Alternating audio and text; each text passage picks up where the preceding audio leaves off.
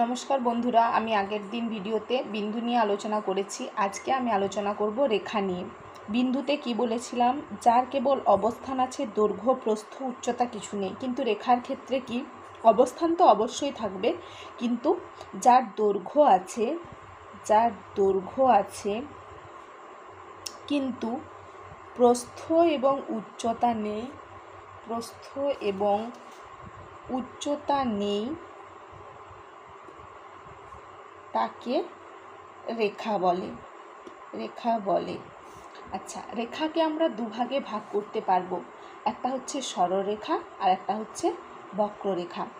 দেখো, একটা রেখা অঙ্কন করলাম আমি, এটা একটা রেখাকে আবার যত দূর খুশি বাড়ানো যায় দুদিকে। এর কোনো প্রান্তবিন্দু নেই, কিন্তু রেখাংশের একটা নির্দিষ্ট প্রান্তবিন্দু থাকে। এটা একটা রেখাংশ, এর দুটো প্রান্তবিন্দু রয়েছে। এটা রেখার অংশ, রেখাংশ। আচ্ছা, রেখাকে আবার কি বললাম, দুভাগে ভাগ করা যায়। একটা হচ্ছে সরলরেখা আর একটা হচ্ছে বক্ররেখা। প্রথমে সরলরেখা কাকে বলবো? সরলরেখা যে রেখাকে উভয় দিকে বাড়ালে এর দিকের কোনো পরিবর্তন ঘটে না, তাকে সরলরেখা বলে।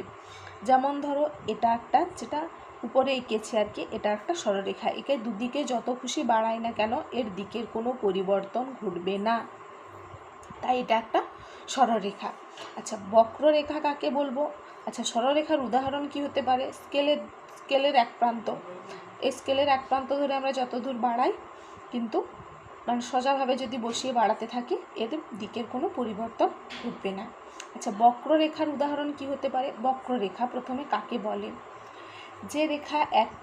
যে রেখাকে উভয় দিকে বর্ধিত করলে এক বা একাধিকবার দিকের পরিবর্তন ঘটায়, তাকে বলবো বক্ররেখা।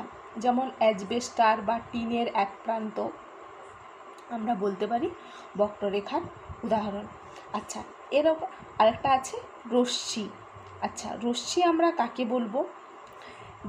যেটা এক বিন্দু থেকে উৎপন্ন হয়ে একটা নির্দিষ্ট দিকে আমরা বর্ধিত করতে পারি। একে কিন্তু আর এদিকে আমরা বর্ধিত করতে পারবো না। এই বিন্দু থেকে উৎপন্ন হয়েছে এবং একটা দিকে যাচ্ছে, একে আমরা এই দিকেই বাড়াতে পারবো, অন্য দিকে আমরা বাড়াতে পারছি না। এটা একটা হচ্ছে রশ্মির উদাহরণ। আজকে এই পর্যন্তই। ভিডিওটি দেখার জন্য ধন্যবাদ।